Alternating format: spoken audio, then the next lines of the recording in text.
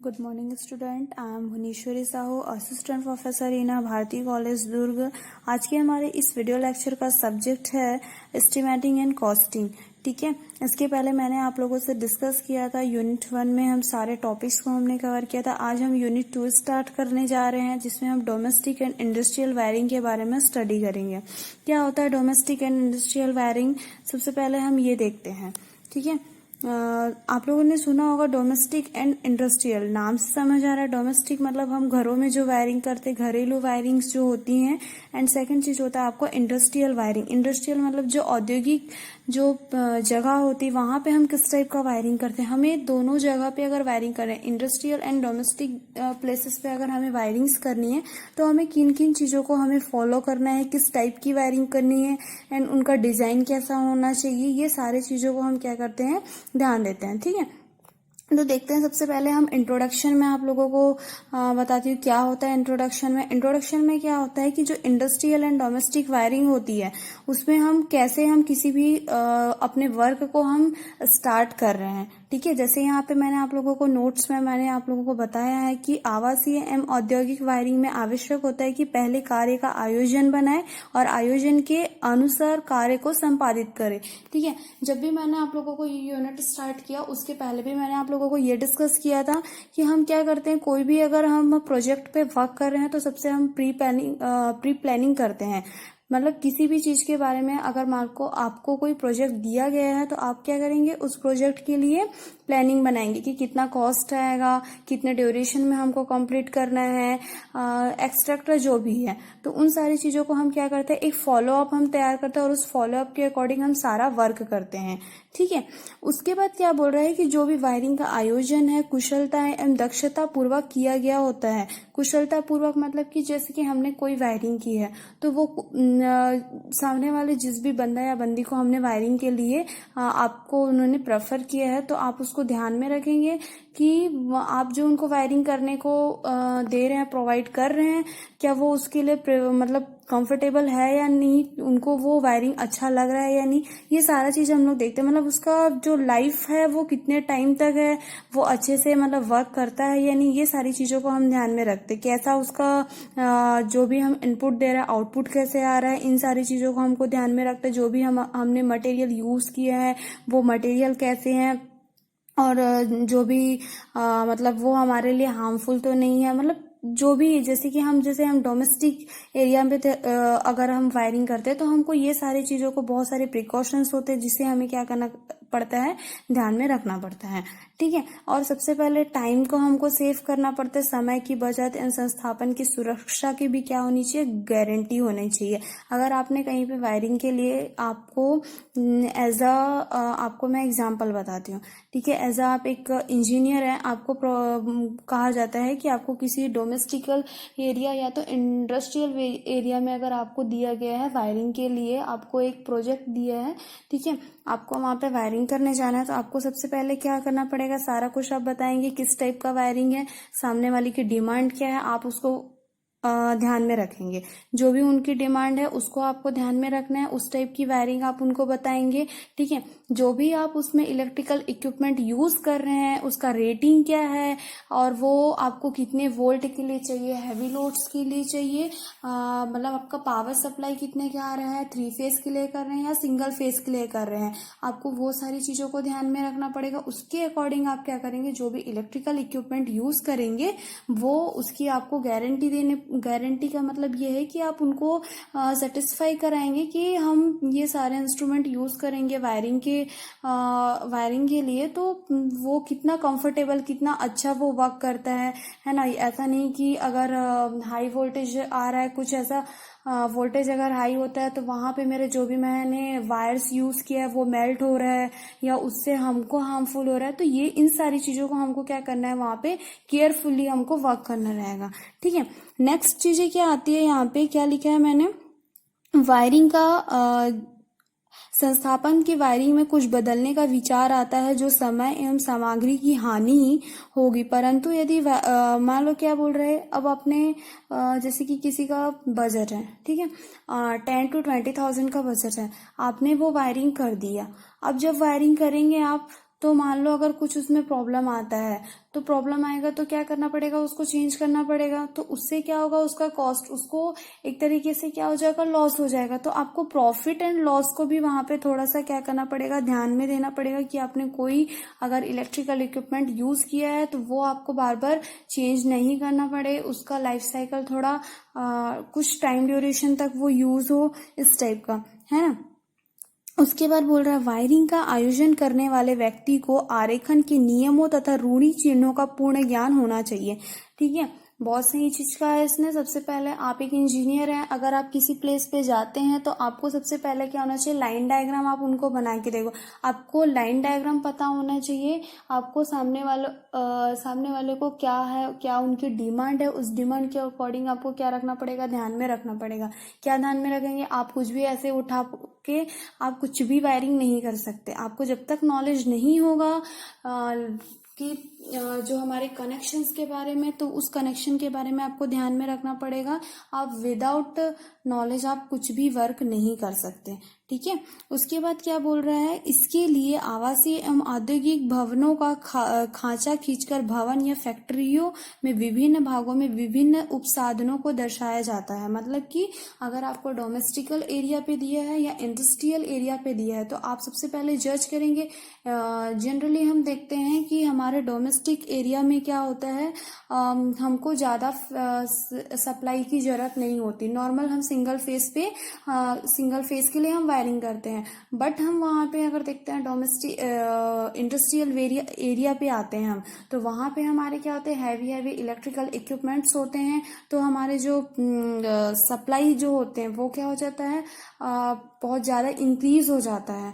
ठीक है, तो हमको उस टाइप का वायरिंग करना पड़ता है। अगर हम कोई वायर यूज कर रहे हैं तो उसकी रेटिंग क्या होनी चाहिए, ज्यादा होनी चाहिए। हम लो रेटिंग के वायर्स यूज नहीं कर सकते। क्यों, क्योंकि वहां पे मेल्ट होने की कंडीशन होगी, और जो भी हम इक्विपमेंट यूज कर रहे हैं वो हैवी इक्विपमेंट्स के लिए भी हमको उस टाइप का वायरिंग करना होगा। ठीक है, तो ये सारी चीजों को आपको क्या करना पड़ता है, ध्यान में रखना पड़ता है।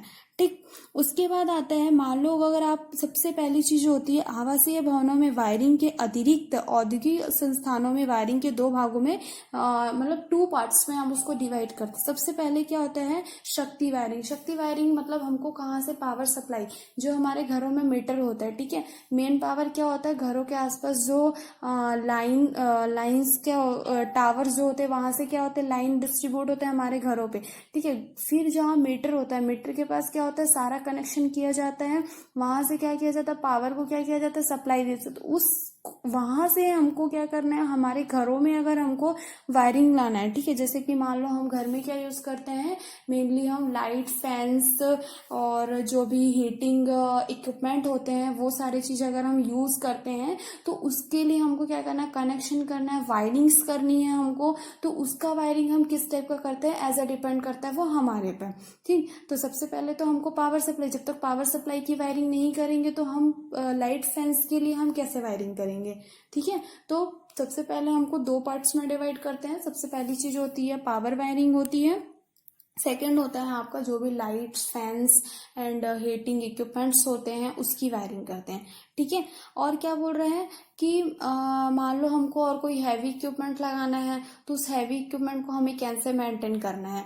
ठीक है, और आप उसको बहुत अच्छे से डिजाइन कर सकते हैं, ये आप पर डिपेंड करता है। एज ए इंजीनियर आप कैसे माइंड वहां पे अपना माइंड सेट करते हैं, किस किस टाइप का। आजकल हमारी टेक्नोलॉजी क्या होते जा रही, एडवांस हो रही है। मतलब पहले के लोग जो वायरिंग करते थे वो क्या होता था, नॉर्मल वायरिंग होता था। लेकिन आज हम क्या करते हैं, चीजों को बहुत ही कम स्पेस में, मतलब टाइम ऑफ कॉस्ट भी बहुत कम आना चाहिए, बहुत देखने में भी क्या होना चाहिए, अच्छा होना चाहिए। ठीक है, पहले क्या होता था, जो वुड ऑफ अ बोर्ड जो होता था, जो हमारा जो वुड का जो बोर्ड होता था उस पे हम वायरिंग, उसके थ्रू वायरिंग वगैरह करते थे। ठीक है, लेकिन अब क्या होता है, हम टैप वायरिंग करते हैं, है ना, बटन वायरिंग होती है। दिस आर डिफरेंट टाइप्स के वायरिंग होते हैं, जो मैं आप लोगों को नेक्स्ट स्टेप बाय स्टेप मैं आप लोगों को टाइप्स ऑफ वायरिंग के बारे में स्टडी कराऊंगी, क्या क्या वायरिंग्स होते हैं वो हम लोग देखेंगे।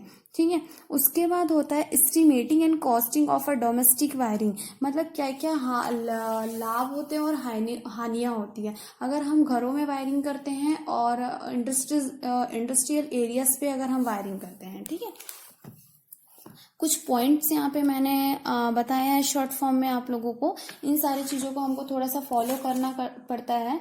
सबसे पहली चीज़ होती है आवासीय वायरिंग का आगमन या मूल्यांकन, मतलब एक तरीके से हमको estimating and costing domestic wiring के लिए करना है, ठीक है। तो सबसे पहला क्या होता है, वायरिंग प्रणाली के प्रकार। फर्स्ट पॉइंट क्या लिखा है यहाँ पे देखो, वायरिंग प्रणाली के प्रकार, उनके लाभ एवं हानि, मतलब हमको किस टाइप की वायरिंग करना है, ठीक है, किस टाइप की वायरिंग करना है और उसके क्या लाभ हैं, क्या उसके डीमेरिट्स हैं एंड मेरिट्स हैं, वो हमको फॉलो अप करना पड़ेगा। वायरिंग की विधियां मतलब किस किस टाइप के आप वायरिंग्स कर सकते हैं और कैसा प्रोसीजर है, क्या क्या चीज़ों को आपको ध्यान में रखना पड़ेगा वायरिंग करने के टाइम। आप कहीं का कनेक्शन कहीं पे नहीं कर सकते हैं, ठीक, तो लाइटली आप वायरिंग नहीं कर सकते, बहुत ही केयरफुली आपको वायरिंग करना पड़ता है। अगर किसी भी वायर को हमने किसी से भी कनेक्ट किया, कहीं से भी कुछ भी उल्टा पुल्टा अगर हम कनेक्ट करते हैं तो वो हमारे लिए क्या होता है, हार्मफुल होता है। ओके, यहाँ तक चीजें समझ में आई। थर्ड पॉइंट होता है परिपथ में भार की गणना। परिपथ में भार की गणना मतलब क्या होता है, जैसे कि हमारा जो भी इलेक्ट्रिकल इक्विपमेंट आ रहा है, ठीक है, हम जो घरों में यूज कर रहे हैं, टीवी, फ्रिज, लाइट्स, फैन, जो भी एक्सेट्रा, जो भी हम इक्विपमेंट यूज करते हैं, तो उसका लोड कितना आ रहा है, उस लोड के अकॉर्डिंग हमको क्या करना पड़ेगा, टाइप्स ऑफ वायरिंग करनी पड़ेगी। अगर हमारे घरों में हम हैवी लोड्स यूज कर रहे हैं तो हमको जो वायर्स यूज करेंगे उसकी रेटिंग क्या होनी चाहिए, ज्यादा होनी चाहिए। क्यों रेटिंग ज्यादा होनी चाहिए, ताकि उससे हमारा जो हैवी इलेक्ट्रिकल इक्विपमेंट्स हम जो यूज कर रहे हैं उसके जो आउटपुट्स आ रहे हैं, जो सप्लाई जो आ रहा है, उससे क्या होगा, वो मेल्ट कंडीशन नहीं होगा, ना ही कि हमारे लिए वो हार्मफुल होगा, ठीक है। तो इन सारी चीजों को हमको क्या करना पड़ता है, फॉलो करना पड़ता है। तार के आकार का चयन, फोर्थ पॉइंट क्या बोलता है, तार के आकार का चयन, मतलब आपको किस टाइप का this type of design of a wire, किस टाइप का आपको चाहिए डिजाइन, है ना। अब मान लो क्या है, हमने स्ट्रेट वायरिंग कर दी, स्ट्रेट वायरिंग की है, तो उस स्ट्रेट वायरिंग से हम कहाँ से कहाँ किस टाइप का सप्लाई दे रहे हैं, हम घरों में कितना अच्छे से उसको, मतलब एक देखने में भी वो अच्छा लगना चाहिए, ठीक। उसके बाद बोल रहा है, फिफ्थ पॉइंट बोलता है आवासीय एवं कार्यालय गणों के वायरिंग आगणन तैयार करने का अभ्यास करना। मतलब अभ्यास करना मतलब आपको कभी भी बोला जाता है कि प्रैक्टिकली नॉलेज होना बहुत जरूरी है। अगर आपको प्रैक्टिकल नॉलेज नहीं है तो आप किसी भी चीज पे हाथ नहीं लगा सकते, ठीक है। तो आप जब चीज़ों को कंटिन्यू करते जाएंगे तो वो आपको क्या हो जाएगा, आप उसे इजली कर सकते हैं, है ना।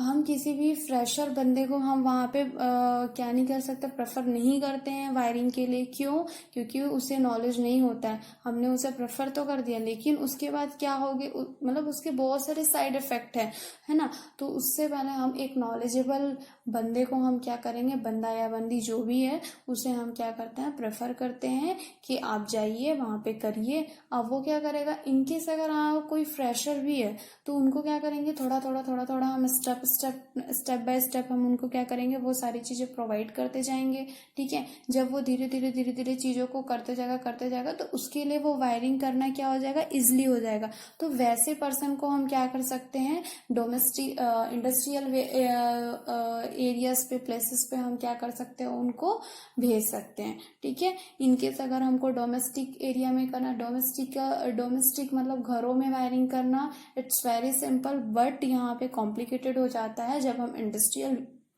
एरियाज पे अगर वायरिंग की बात करते हैं तो, ठीक है। क्यों, क्योंकि वहां पे मेरे बहुत ज़्यादा ही इलेक्ट्रिकल सर्किट ब्रेकर होता है, पैनल्स होते हैं, रिलेज होते हैं, तो उन सारों का जो कनेक्शन होता है उसको हमको क्या करना पड़ता है, एक साथ करना पड़ता है।